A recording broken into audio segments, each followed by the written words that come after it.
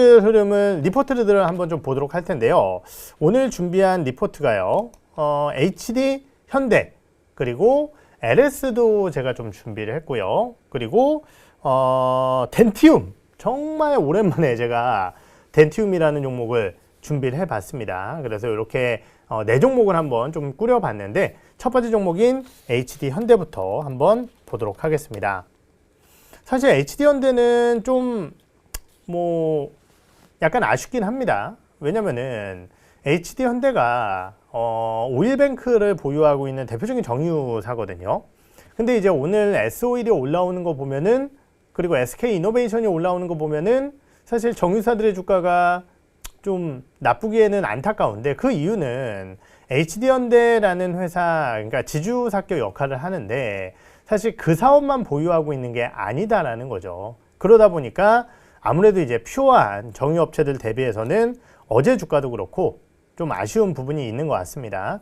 하지만은 그래도 이제 내용을 한번 좀 보도록 할 텐데요. 메리츠증권에서는 정유화 로봇은요 라는 제목의 리포트를 내면서 목표 주가를 상향을 했습니다. 이게 무슨 얘기냐? HD현대가 최근에 이제 NDR을 실시를 했어요. 그래서 이제 기관 투자자들을 모시고 사업 얘기를 많이 나눴는데, 기관 투자자들의 관심은 어디였냐? 결국은 정유와 로봇에 집중되어 있습니다. 왜냐면은 정유 같은 경우는 다른 회사들 같은 경우는 SK이노베이션 정유가 주고 배터리도 있긴 하지만은 실적은 정유 쪽에서 대부분 다, 그러니까 에너지에서 다 나오고, 그리고 S-오일은 얘기할 필요도 없어요. 그런데 오일뱅크 같은 경우는 사실 이제 비상장사다 보니까 궁금하다라는 거죠. 그러한 측면에서 정유 그리고 로봇 쪽에 집중이 되어 있다라는 거예요. 지난 4분기 HD현대 같은 경우는 거의 2조 원 가까운 연결 영업이익을 올리면서 YOY 124%라는 놀라운 호실적을 기록을 했습니다. 그런데 정유 제외 부분이 1억 5천 정도 나왔고, 1조 5천 정도 나왔고요. 나머지 이제 정유가 4천억 정도 5천억 정도 발표가 됐거든요. 근데 이게 왜 좋은 일이냐면은 HD현대는 지난 한 1, 2년간 정유 쪽과, 그러니까 정유 쪽의 실적이 도움을 못 줬었어요. 그런데 이번 4분기는 정유 쪽의 실적을 도움을 줬고요. 거기에 더해서 우리가 이제 역시 비상장사하기 때문에 잘 모르지만은 HD현대 로보틱스 지분을요, 이 HD현대가 90%를 보유를 하고 있습니다. 근데 로봇주들 지금 다 어떻게 됐어요? 떡상했잖아요. 그러니까 이런 쪽의 질문이 집중이 됐다는 거예요.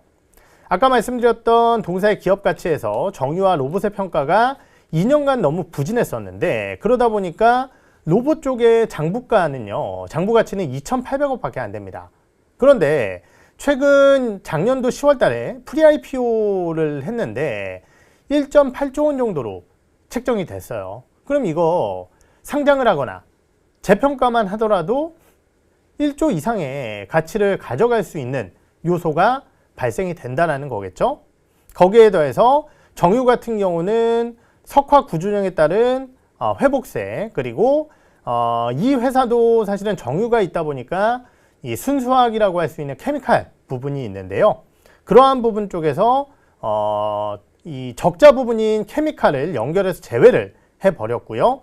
거기에 더해서 남아있는 쪽 같은 경우는 벤젠이나 PX 비중이 높다 보니까 오히려 이익률 쪽인 측면에서는 도움을 받고 있는 상황입니다.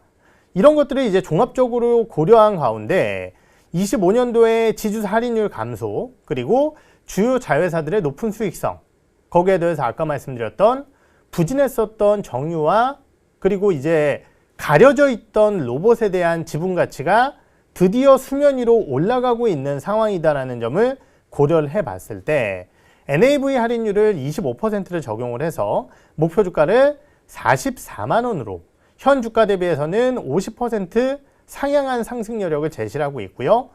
정유 보유 주식 중에 가장 높은 상승 여력에 따라서 에너지 쪽, 정유 쪽에서는 탑픽으로 제시를 한다는 메리츠증권의 의견이었어요.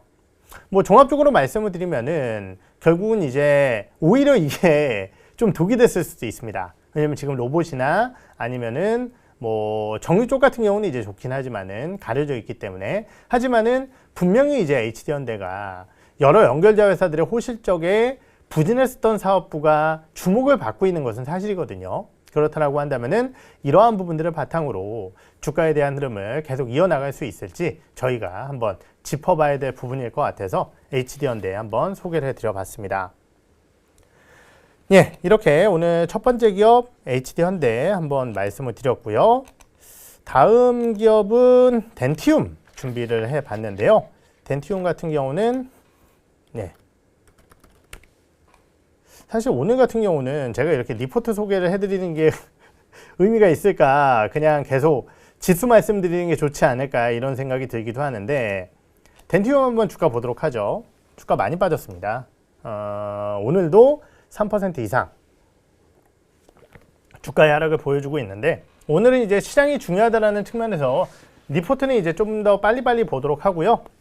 제가 이제 30분 정도의 리포트를 마무리 짓고 한 5분여간은 시장 얘기를 조금 더 하는 걸로 그럼 하죠. 덴티움 얘기를 한번 해보도록 하겠습니다. 덴티움은 정말 안 본 지가 저도 너무너무 오래됐던 기업인데, 키움증권에서 보였다 반등의 실, 요게 이제 실마리가 아닌가 이렇게 생각이 드는데, 제가 이제 뭐 따로 연락을 해본 건 아니니까 보였다 반등의 실이라는 제목의 리포트가 나왔고요. 목표 주가를 54,000원에서 57,000원으로 소폭 상향을 하셨어요. 그리고 투자 의견을 이번에 이제 오버웨이트로 조금 상향을 했습니다. 아직까지 이제 정말 업황이 좋아서 매수까지 급격하게 상향한 건 아니지만은 그래도 시장 대비해서는 매수로 좀 했기 때문에 투자 의견 상향까지 나왔다라고 보실 수 있겠고, 이번 4분기 실적 흐름을 보면은 매출액이 마이너스 8.1%, 1,091억이 나오면서 역성장을 했어요. 그런데 영업이익 같은 경우는 265억이 나오면서 YOY로 2.5% 마이너스지만은 컨센서스를 47%나 상회하는 굉장한 호실적이었습니다. 그러니까 매출액이 이만큼 줄면은 일반적으로는 실적이 줄어들게 되는데, 많이 줄어들게 되는데, 오히려 영업이익 같은 경우는 괜찮았다라는 거죠. 컨센을 상회하는 좋은 실적이 나왔지만 시장에서는 아무래도 역성장이라는 우려, 그리고 아직까지는 덴티움이 바닥을 확인했다라는 인식 자체가 좀 제한적이다 보니까 오늘 주가가 좀 빠지는 게 아닌가 이렇게 생각이 드는데요. 지역별로 좀 한번 살펴보게 되면은 역시 이제 안 좋은 쪽이 중국이에요. 중국이 324억 매출액을 올리면서 YOY로 마이너스 25.3% 매출을 기록을 했습니다. 매출 비중은 30% 정도를 기록을 했어요. 그런데 이 숫자를 보면서 저희가 느낄 수 있는 부분은 크게 두 가지입니다. 첫 번째는 이 회사의 중국 쪽 매출 비중이 굉장히 낮아졌네. 예전에는 절반 이상을 상회했을 거거든요. 근데 이번에는 30%입니다. 이 얘기는 중국이 진짜 안 좋구나라고도 해석을 할 수 있겠지만은, 두 번째는 더 안 좋아져 봤자 회사의 영향이 그렇게 크지 않을 수 있겠구나라고도 해석을 할 수 있는 거예요. 실제적으로 이번 분기에 실적이 안 좋았었던 것은 2차 VBP 시행을 앞두고 물량들이 잘 안 나갔습니다. 물론 이제 회사는 저가로 물량을 내보내면서 리스크를 좀 줄였고, 이에 따라서 출하량은 늘었지만은 역성장을 하긴 했어요. 하지만 이게 확정이 되면은 물량은 다시 조금 더 늘어나게 될 겁니다. 그런데 여전히 이제 중국이 부진한 상황 속에서 덴티움이 그래도 어떤 실마리를 찾았을까? 유럽하고 동남아가 좋았어요. 특히 베트남 같은 경우는 이제 중간재 공장까지 있거든요. 반제품 공장까지 있거든요. 그렇기 때문에 매출액이 아시아권이 무려 86%나 성장세를 보였고요. 중국 매출하고 한 100억 정도밖에 차이가 안 납니다. 회사 매출액이 20% 가까이를 차지하면서 굉장히 많이 올라왔어요.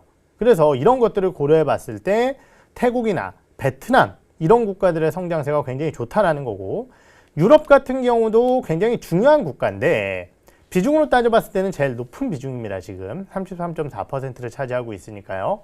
그런데 러시아가 좋아요. 그래서 올해 전체적으로 매출 전망을 해봤을 때 결국은 중국 회복, 동남아 성장 추세에 이어가고, 유럽 같은 경우는 성장률이 가장 좋을 것으로 전망이 되고 있거든요. 이런 것들을 고려해 봤을 때 탑라인에 대한 우려는 조금 더 올해는 개선된 실적을 보일 것이다 라는 전망을 드릴 수 있을 것 같고요. 거기에 정부가 추진 중인 주가 누르기 방지법, 요게 이제 PBR 0.8배를 하회하는 기업들이 대상이라고 해요. 덴티움의 밸류에이션 매력도가 더해질 수 있는 시점이라는 겁니다. 근데 이제 항상 말씀드렸듯이 이런 더 안 빠질 것 같아서 봐야 돼. 이런 기업들은 사실 주가 상승에 한계가 있을 수밖에 없다라고 말씀을 드렸죠. 턴어라운드 시점이 명확하게 나오게 된다라고 한다면은 그때 덴티움을 다시 한번 소개를 드리겠다라는 말씀을 드리면서 덴티움 리포트 이렇게 소개를 마치겠습니다. 다음 기업은요. 다음 기업은 이제 대한조선이라는 기업인데요.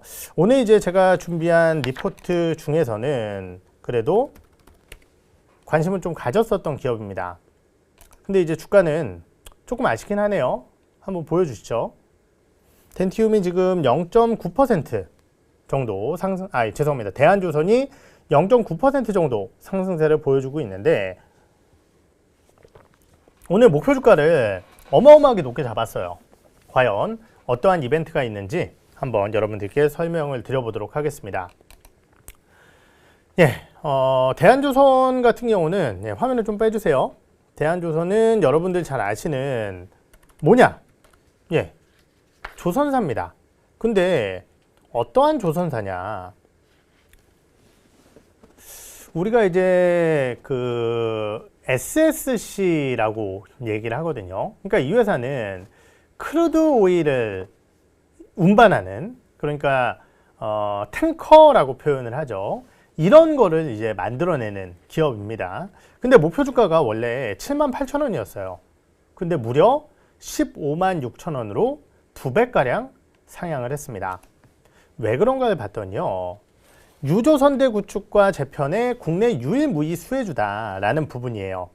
이 회사 같은 경우는 이제 수에즈막스급, 그러니까 이제 수에즈 운하를 지나갈 수 있는 급이 이제 수에즈막스급입니다. SCC라고 하는데 수에즈막스 크루드 캐리어예요. 수에즈막스에 크루드 오일을 옮길 수 있는 요 배를 만들어내는 기업인데 요 배를 만들어내는 기업이 사실상 우리나라에는 대한조선밖에 없다라는 거죠. 지금 이제 SCC 쪽의 수주가 굉장히 가속화되고 있는 상황이다라는 건데요.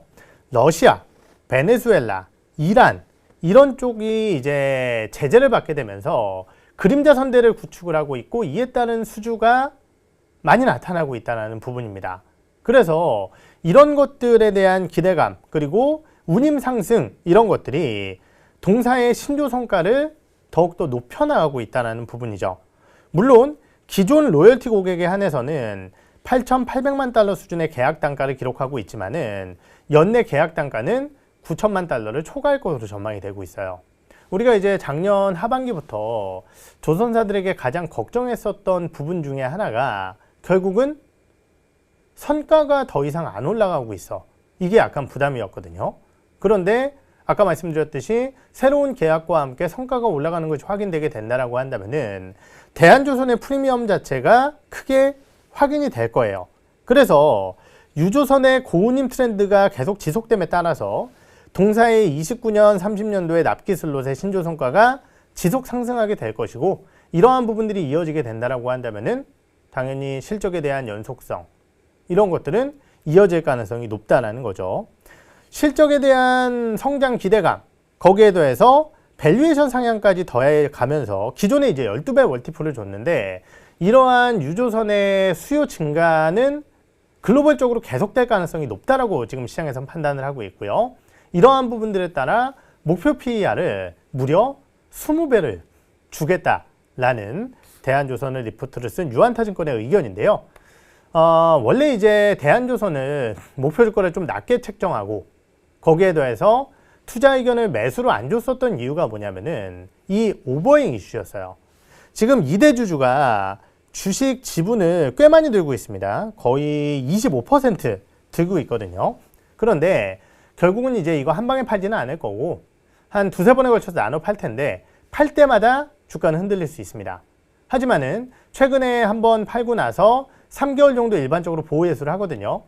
그때까지 나타날 수 있는 지금 업황의 회복만 따져봐도 그리고 업황 회복의 방향성만 고려해봐도 대한조선은 사실은 오버행을 겁낼 구간은 아닌 것 같다라는 내용이기 때문에 조선사들 지금 뭐 굉장히 주가가 많이 올랐었고 대한조선 같은 경우는 사실 상장 이후에 그렇게 주목을 받지 못했었는데 가격 부담은 굉장히 적은 조선사다라는 말씀을 드리면서 오늘 대한조선 내용 마무리하도록 하겠습니다. 한 종목이 더 남았죠. 아까 이제 LS가 있다라고 여러분들께 좀 말씀을 드렸는데요. 네, LS도 오늘 주가는 그렇게 좋지는 않습니다. 근데 너무 최근에 급등세를 보였어요.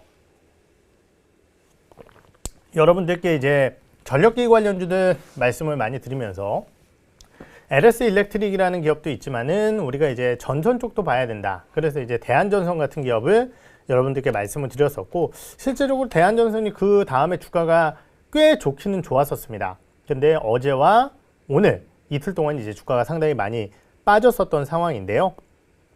LS 같은 경우도 그러한 모멘텀이 유효하다는 거죠. 내용을 한번 보도록 하겠습니다. LS 잘 아시다시피 전선, M&M 그리고 뭐 여러 가지 이제 전력과 관련된 그리고 재련과 관련된 자회사들을 보유하고 있는 기업이고요. 목표 주가를 36만 원으로 상향을 한 리포트예요.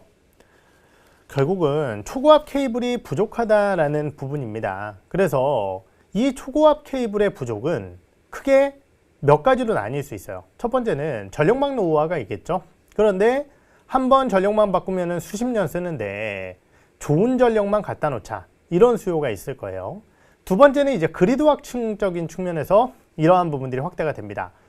예전에는 전력망 하면은 큰 발전소에서 전선으로 딱 굉장히 큰 초고압 변압기 하나에 거기서 이제 전선들이 뻗어나가는 이러한 모습을 보였다라는 거죠. 그런데 요새 그리드망은요, 너무 많아졌어요. 잘 아시다시피 태양광, 풍력, SOFC, 복합화력발전, 가스, ESS, SMR, 원전은 이제 안 하겠다고 했다가 다시 나타나는 거니까 그리드망의 확장으로도 볼 수 있을 것 같거든요. 이런 것들에 따라서 초고압 케이블은 계속적으로 이제 필요합니다. 특히 이제 해상풍력이나 이런 쪽들은 더욱더 크겠죠.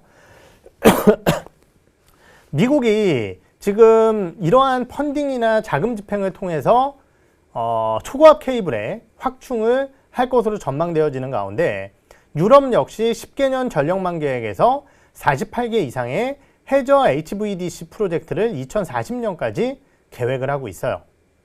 글로벌 전선사의 초고압 대응 가능한 설비 자체가 25개 정도 라인밖에 안 되기 때문에 프로젝트 대응에 필요한 라인들이 거의 두세 개 필요하거든요. 그러면은 정말 타이트한 수급이라는 거예요. 이러한 부분 쪽에서 LS는 초고압 케이블을 대응할 수 있는 여력이 있다는 겁니다. 실제적으로 2월 10일 날 6,729억가량의 미국 동부양 해저 및 지층 초고압 케이블 수주를 공시를 했고, 시공까지 포함한 고수익 프로젝트고요. 이러한 미국 쪽 움직임뿐만이 아니라 우리나라 내에서도 동해 6동 착공이라든지 동해 4, 5동 테넷향 매출, 이런 것들이 시작이 될 것으로 전망이 되고 있어요.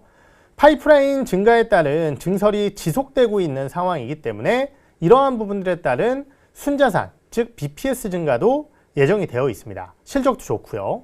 이런 것들을 고려해 봤을 때 결국은 회사의 목표 주가 상향이 여기에 있다라고 좀 볼 수 있겠고, LS M&M도 올해는 실적이 개선될 것으로 기대가 되고 있고요.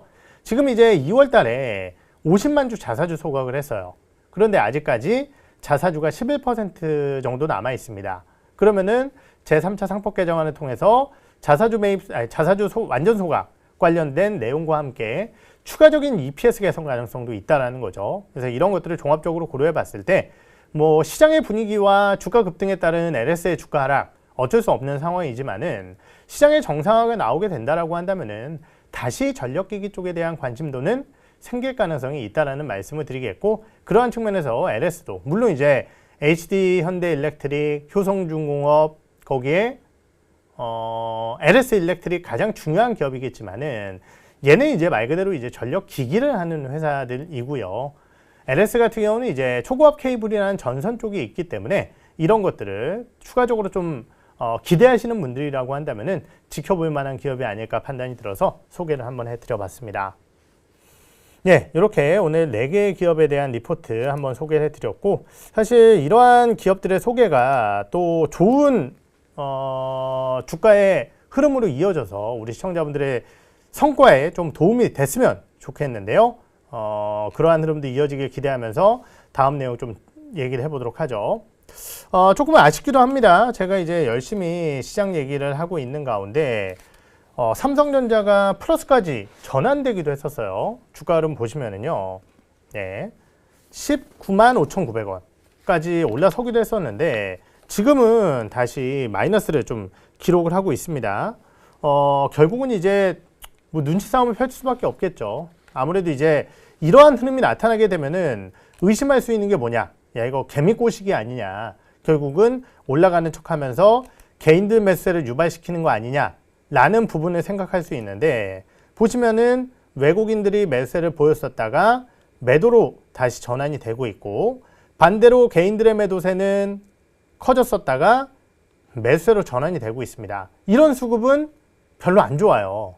그래서 뭐 어떻게 보면 이제 정중동이라고도 좀 할 수 있겠지만은 시장의 분위기가 완전 개선되지 않았다라고 한다면은 공격적인 매수세보다는 조금은 이제 제한적인 매수를 말씀드린 이유가 여기에 있다라는 거고 금융투자와 기관들이 열심히 주식을 매수하면서 방어를 해주고 있지만 외국인들의 매도가 더욱더 늘어나지 않는지 이러한 부분들을 좀 파악을 해야 된다라는 말씀을 드려보도록 하겠고요. 오늘 이제 또 하나 중요한 게 결국 이제 한화 에어로스페이스를 필두로 한 방산주들의 움직임이라고 언급을 드렸는데 사실 어제 이제 장남 애널리스트 나오셔서 그리고 제가 이제 오늘 오전에 모닝한투 시간에 미국의 방산주들은 밀렸다라고 좀 언급을 드렸죠. 이러한 부분들도 오늘 방산주들의 변동성 확대를 만들어내는 요인이 아닌가 이렇게 판단이 드는 상황입니다. 전반적으로 뭐 위험의 피심리가 극대화되어 있기 때문에 오늘 시장의 분위기는 아직까지는 안심할 수 없다라는 말씀을 드려보도록 할게요. 혹시 우리 시청자분들의 질문이 있으셨는지 제가 채팅을 좀 한번 보도록 할 텐데요. 예, 오늘은 딱히 질문이 없으셨습니다. 그러면 이제 오늘 시간 마무리 지어보도록 하죠. 아직까지 좋아요 안 누르신 분들 꽤 있으실 것 같아요. 항상 이제 들어와 주시면은 뭐 시청료다 생각하시고 여기 마우스 이동하셔서 엄지 버튼 손가락 한번 눌러 주시면은 또 저희 방송에 좋은 응원이 되지 않을까 생각이 들고 또 궁금하신 점 있으시면 채팅창을 통해서 말씀 못하신 분들은 올라가는 영상에 댓글 남겨주시면은 제가 댓글 보면서 여러분들의 궁금증에 대해서도 풀어드려 보도록 하겠습니다. 예, 오늘 시간 이렇게 마무리 지어 보도록 하죠. 저는 오후 3시에 여러분들 라이브 방송으로 다시 찾아뵙도록 하겠습니다. 감사합니다.